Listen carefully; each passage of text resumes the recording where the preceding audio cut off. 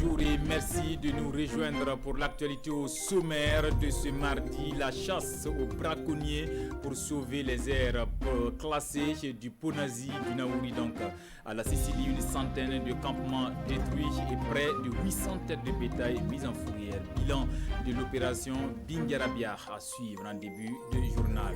Dans l'actualité hors de chez nous, soulagement pour les défenseurs du droit à l'avortement aux États-Unis d'Amérique. La Cour suprême vient en effet d'annoncer l'invalidation de la loi de la Louisiane, jadis un fardeau pour les femmes. Voilà pour le menu de ces 13h. Mesdames et messieurs, bienvenue à ce journal que nous ouvrons à Nouakchott, en Mauritanie. Le président du Faso, hier depuis 10h, accueilli ici en image par son homologue mauritanien Mohamed Ould El Ghazouani. Il va rejoindre ses pairs pour le sommet du G5 Sahel France, axé sur la mise en œuvre de la feuille de route définie de commun accord par les 5 chefs d'État du G5 Sahel et le président français Emmanuel Macron. Dramane Guény, notre envoyé spécial, est sur place en Mauritanie. On y reviendra plus en détail dans nos prochaines éditions. Retour au Faso, des réformes en vue pour plus d'efficacité de la Cour des comptes. C'est le nouveau procureur général qui le dit, une fois installé dans ses fonctions. Tezounou Mathieu Koyo, magistrat de grade exceptionnel, entend moderniser la Cour des comptes, réorganiser et dynamiser le parquet général. Il a pris service lundi. 2 nouveaux conseillers ont également prêté serment hier. Nongba Kouda, Oumou Sissé. Cette audience solennelle marque la prise officielle de fonction du nouveau procureur général près la Cour des comptes. Une audience qui lui donne les pleins pouvoirs pour assurer la bonne marche de cette juridiction supérieure de contrôle des finances publiques du Burkina. Et pour réussir sa mission, le nouveau procureur général de grade exceptionnel bâtit sa vision autour de 4 axes. Je vais donc moderniser le parquet pour que nous soyons en phase avec les textes de l'UEMOA, les textes de finances publiques. Ensuite, je vais me battre pour qu'il y ait une synergie d'action avec le parquet. C'est-à-dire, dans une juridiction, il y a le siège et il y a le parquet. Pour que les 2 institutions puissent collaborer.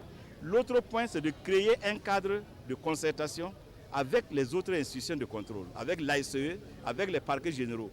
Ça veut dire qu'il nous faut arriver à ce que chacun comprenne son domaine de compétence.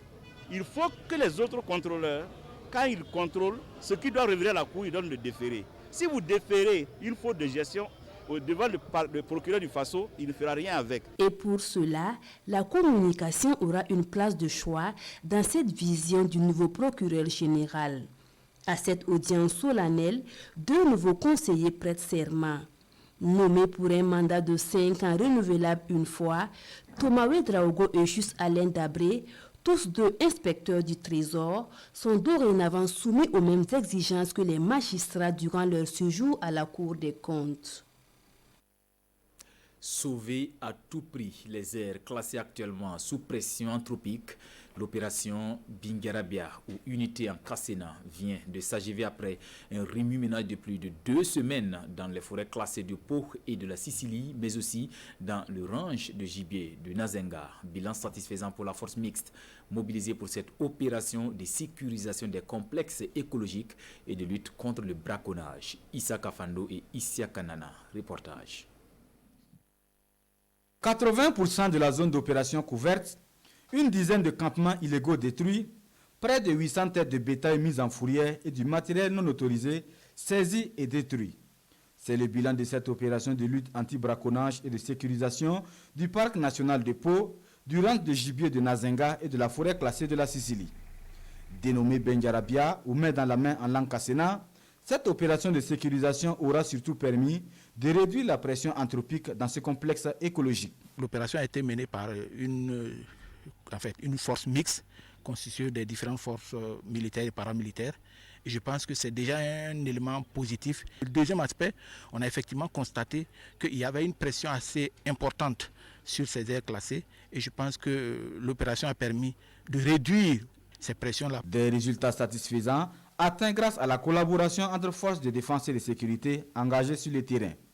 Une mutualisation des forces saluée ici par le ministre en charge de l'environnement. Pour moi également, c'est rendre acquis de droit bien sûr les résultats obtenus et bien sûr les doléances également, pour que nous travaillions, comme je l'ai dit tantôt, non seulement à la réussite de l'opération, mais qu'après l'opération, il y ait également une équipe de surveillance pour empêcher le retour, bien sûr, des occupants. Conserver et préserver ces acquis, c'est l'engagement de Nessor Bassio-Bassière qui annonce dans la foulée des opérations d'appurement sur d'autres forêts du pays. L'objectif à terme étant la sécurisation du patrimoine environnemental du Burkina Faso. Le Burkina Faso s'engage dans le processus de révision de la CDN, entendez par là la constitution déterminée au niveau national. Elle est l'expression de notre volonté à l'atteinte des objectifs de l'accord de Paris sur le climat. L'atelier ouvert à cet effet ce matin table sur la réduction des gaz à effet de serre. Roger Kam, Vincent Kendribiogo. Le Burkina Faso veut se conformer aux accords de Paris sur le climat en honorant ses engagements. Cet atelier, organisé par le ministère de l'Environnement, est le point de départ d'un processus de révision de ce qu'on appelle la contribution déterminée au niveau national, CDN. La CDN traduit en réalité l'effort du Burkina Faso en termes donc de contribution à la réduction des émissions de gaz à effet de serre à l'échelle mondiale. Ça regroupe l'ensemble des secteurs du développement de notre pays. L'énergie, les transports, les procédés industriels, l'agriculture, les ressources animales, j'allais dire tous les secteurs.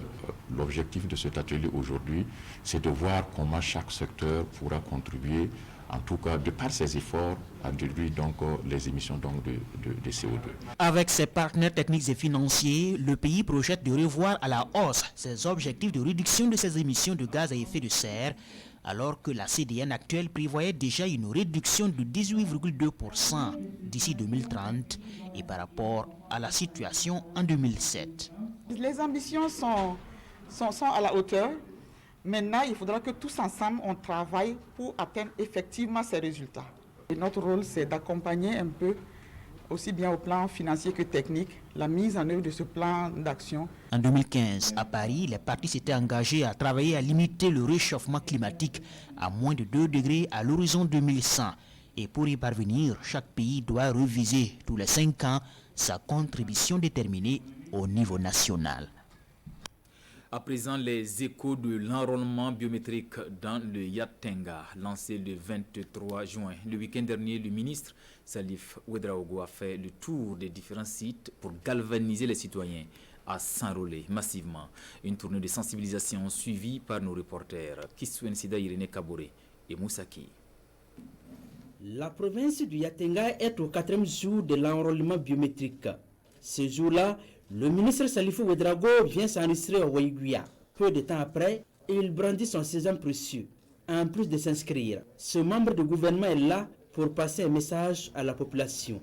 Ceux qui vont déjà avoir la chance de voter, qu'ils se mobilisent massivement pour le faire. Je voulais vraiment dire à tous que c'est un devoir citoyen de sortir, de venir s'enrôler afin de pouvoir voter. Un message qu'il véhicule à travers cette tournée dans les communes de la province du Yatenga. Sur le terrain, pas d'affluence sur les sites d'enrôlement, mais certains ont déjà leur carte d'électeur. Moi, je me suis fait enrôler. Il faut d'abord avoir la carte d'électeur pour choisir celui que tu veux.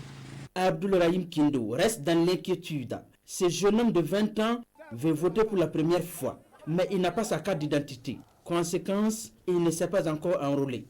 Je suis allé faire ma CNIB, mais pour le moment, je ne l'ai pas encore eu.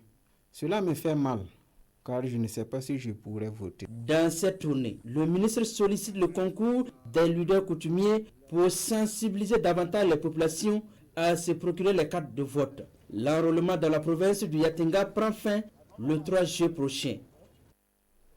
Dans le registre santé du VIH-Sida, on en parle, les acteurs engagés dans la lutte sont conviés ce matin à Ouagadougou pour la validation de la stratégie de gratuité, du dépistage, du traitement et du suivi biologique des personnes infectées. C'est en quelque sorte une innovation majeure dans la riposte nationale au VIH. Rasmane Zundi, Marguerite Douagnon.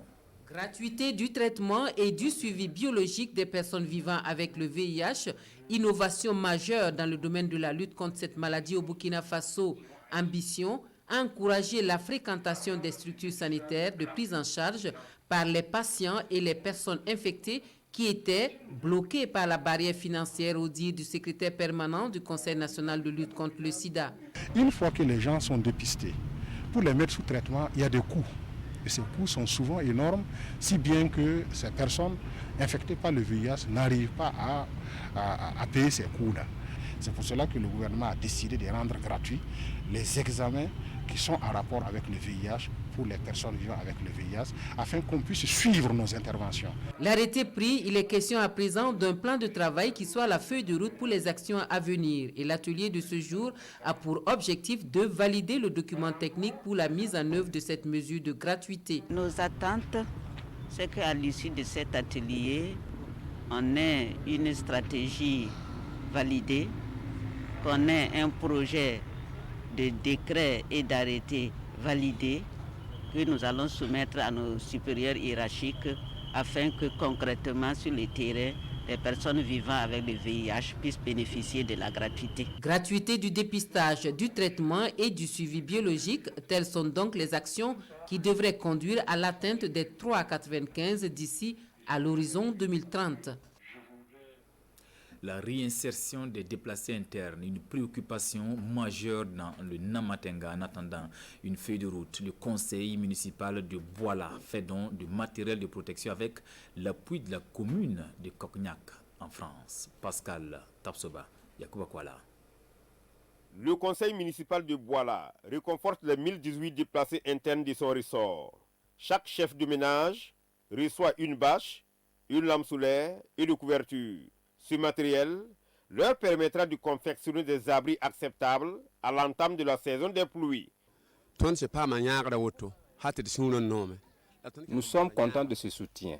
Nous sollicitons toujours de l'accompagnement. Beaucoup d'entre nous vont rester ici après l'insécurité parce que nous sommes bien accueillis.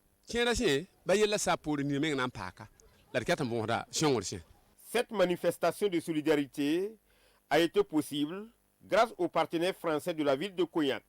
Le conseil municipal traduit donc sa reconnaissance aux donateurs. C'est d'abord la ville jumelle de Bouala qui est Cognac en France et aussi ses partenaires tels que NC Martel et Rémi Martin et Camus qui sont des maisons de Cognac en France là-bas. Donc c'est vraiment des mots de remerciement. Nous savons que nous sommes pratiquement un peuple agricole et éleveur. S'il n'y a pas de terre, il n'y a pas de vie. Et donc cette cérémonie consacre cela, mais aussi scelle encore une vie commune entre les déplacés et les locaux, et c'est une formidable idée. Pour l'instant, le comité départemental de secours d'urgence et de réhabilitation ne dispose pas de vivres dans son magasin. Par conséquent, toutes les bonnes volontés sont invitées à venir en aide à ces personnes en difficulté. Un tour, le téléphone ne cesse de sonner dans les locaux du Chorus depuis l'avènement de la maladie à coronavirus au Faso, un centre des opérations d'urgence qui mobilise des équipes en vue de répondre aux différentes sollicitations. Et bien, pour plus d'efficacité, le bureau de suivi du programme présidentiel leur fait don de matériel estimé à 19 millions de francs CFA pour une meilleure gestion et traitement des appels. Amado Ilboudo, Caroline Ouari. C'est le besoin en gestion des appels du Centre des opérations d'urgence au sigle Chorus qui se voit comblé. 13 ordinateurs de bureau, 10 portables, un serveur vocal interactif, 75 casques, un onduleur, 30 combinés téléphoniques et des accessoires, le tout estimé à 19 millions de francs CFA. Cela permettra de renforcer les capacités du centre d'appel. Vous l'avez vu depuis 1 ou 2 semaines, nous sommes en train de renforcer les capacités des téléopérateurs par des formations. Mais ce matériel qui vient également de rentrer permettra d'automatiser le travail et de rendre plus fluide le travail et de permettre également que les téléopérateurs travaillent dans de meilleures conditions. Au-delà de la nécessité de participer à l'effort national de lutte contre le Covid-19, le bureau de suivi du programme présidentiel met ce geste au compte de l'amélioration de la gestion des appels du Chorus. L'occasion de la pandémie et les difficultés que nous avions constatées au départ au niveau des appels, de la gestion des appels, nous ont interpellés. Et nous avons approché le chorus en son temps pour comprendre quels sont les problèmes, pourquoi il y a ces problèmes et quelles solutions il faut apporter. En rappel, le bureau de suivi du programme présidentiel suit la mise en œuvre des engagements du président du Faso en faveur des populations. Vis-à-vis des départements ministériels, le bureau est chargé de suivre les démarches pour l'atteinte des objectifs de développement. De la musique pour penser nos plaies, elle adoucit les mœurs, la culture de la paix et de la cohésion sociale portée de vive voix par l'artiste Diko Fils. Son 11e album a été dévoilé le week-end dernier au grand public. Concert, dédicace à revoir en image avec Jean-Eudes Bayala et Amadou Marcelto.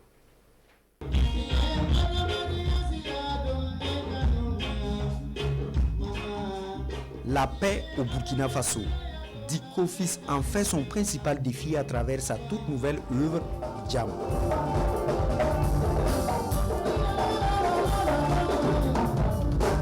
10 titres dominés par le dengue pour davantage prôner la cohésion sociale.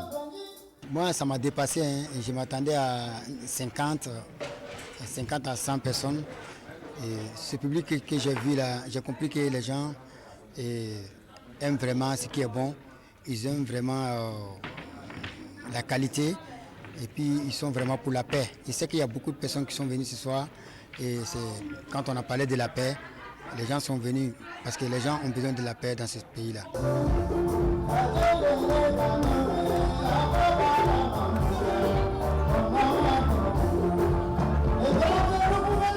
Les thèmes qui développent sont des thèmes porteurs et sont également des thèmes qui appellent à l'unité nationale, à la cohésion nationale, donc à avoir effectivement une certaine solidarité entre nous au Burkina Faso. La preuve est que ce concert-là dédie donc les fruits de ce concert-là donc aux déplacés, donc internes. C'est déjà un élément très important. Donc nous ne pouvons que venir pour le supporter et puis montrer effectivement que l'action qu'il a entreprise est une action que nous apprécions au niveau national. Aussitôt présenté, Jam fait déjà sensation, car le tout premier CD de cet 11e album a été vendu à 750 000 francs CFA, comme pour soutenir la création et l'initiative de l'artiste.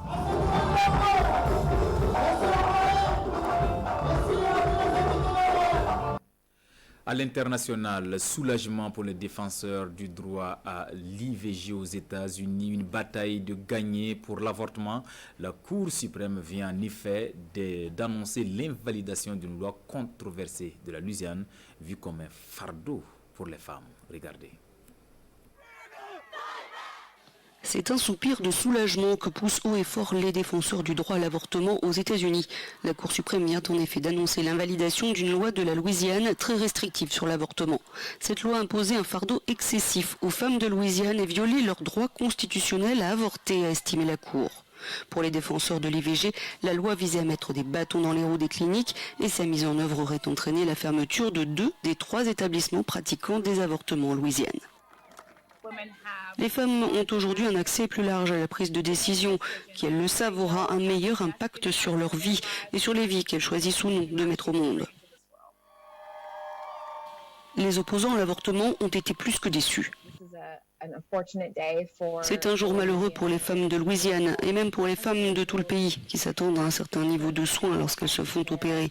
Les avortements ont été entachés depuis le début par des prestataires sans scrupules. Les promoteurs de ce texte en Louisiane, adopté en 2014, plaidaient en effet qu'il s'agissait de protéger les femmes en cas de complications. Le texte visait à obliger les médecins pratiquant des avortements à obtenir une autorisation d'exercer dans un hôpital situé à moins de 50 km du lieu de l'intervention.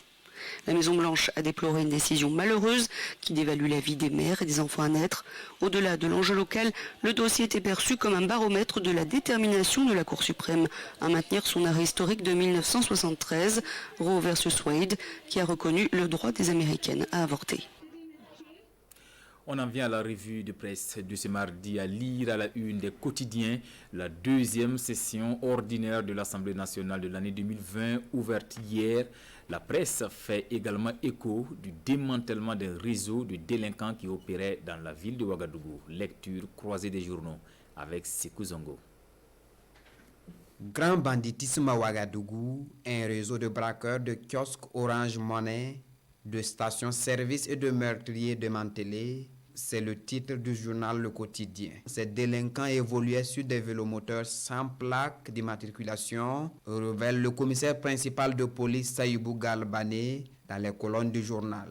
Un réseau de braqueurs démantelés, s'exclame le journal Le Pays, qui relate les dires des conférenciers. La naissance du groupe remonte au premier trimestre de 2018 et ce réseau a commis près d'une quarantaine de braquages dans la ville de Ouagadougou. Et aujourd'hui, au façon d'ajouter à ce sujet, parmi les 4 délinquants interpellés, 2 sont des ex-corps habillés. Selon les estimations faites par le SRPJ, le préjudice causé par les malfrats s'élève à près de 10 millions de francs CFA, information relayée par Aujourd'hui au Faso. Deuxième session extraordinaire de l'Assemblée nationale, la modification du code électoral au menu, affiche l'observateur Palga. Pour le doyen des quotidiens burkinabais, les vacances des élus nationaux ont été écourtées et ceux-ci devraient se consacrer au vote des lois ainsi qu'à la restitution des missions d'information parlementaire. Sidouaya d'insister, modification du code électoral, le projet de loi sur la table des députés. Voilà pour l'essentiel de l'actualité de cette mi-journée. Merci de la fidélité au programme de la télévision du Burkina. À bientôt.